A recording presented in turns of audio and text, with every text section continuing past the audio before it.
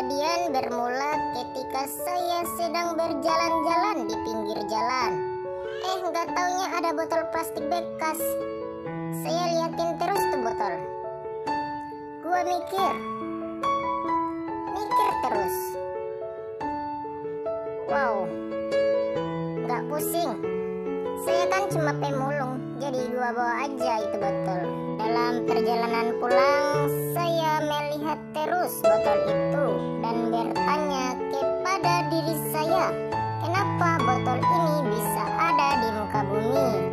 Saya melihat terus botol temuan saya tadi sampai ke rumah. Saya pun kelelahan karena melihat botol plastik terus dari tadi.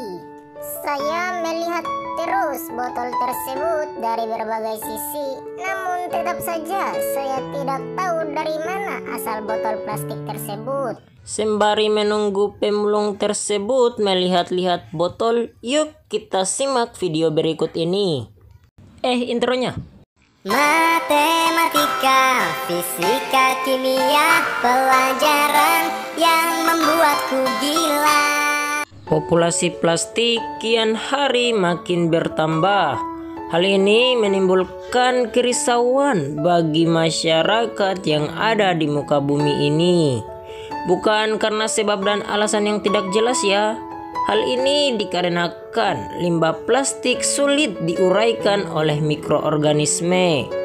Di era sekarang ini perkembangan plastik semakin pesat. Hal ini dikarenakan plastik lebih mudah ditemukan. Lebih-lebih lagi di Korea ya. Dan lebih ringan pula tentunya dibandingkan dengan bahan logam. Jadi bisa disimpulkannya bahwa plastik merupakan musuh besar manusia sekaligus juga merupakan kebutuhan kita dalam kehidupan sehari-hari.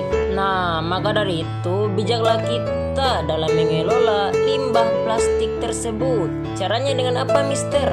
Cara efektif yang dapat dilakukan ada 3, yaitu 1 dengan mendaur ulang, dan yang kedua dengan mengurangi pemakaian bahan-bahan plastik, dan yang ketiga dengan menggunakan kembali barang-barang bekas pakai yang terbuat dari bahan plastik tersebut. Jika berbicara soal sejarah plastik, maka haram hukumnya jika tidak menyebut nama Alexander Parkes. Siapa dia ya? Alexander Parkes merupakan orang yang pertama kali memperkenalkan plastik pada sebuah eksibisi internasional di London, Inggris. Kira-kira sekitar tahun 1862 Masehi ya. Plastik temuan Parkes ini disebut parkesin. Parkesin ini terbuat dari bahan organik dari selulosa. Parkes mengatakan bahwa temuannya ini mempunyai karakteristik mirip karet, namun dengan harga yang lebih murah tentunya. Ia juga menemukan bahwa parkesin ini bisa dibuat transparan dan mampu dibuat dalam berbagai bentuk. Namun sayangnya temuannya ini tidak bisa dimasyarakatkan karena mahalnya bahan baku yang digunakan. Hari demi hari, bulan demi bulan, dan tahun demi tahun, barulah pada tahun 1907 bahan sintetis pertama buatan manusia ditemukan oleh seorang ahli kimia dari New York yang bernama Leo Baekeland. Ia mengembangkan resin cair yang diberi nama Bakelite. Material baru ini tidak terbakar, tidak meleleh, dan tidak mencair di dalam larutan asam cuka. Dengan demikian, sekali bahan ini terbentuk, tidak akan bisa berubah. Bakelite ini juga bisa ditambahkan ke berbagai material lainnya, seperti kayu dan lain-lain.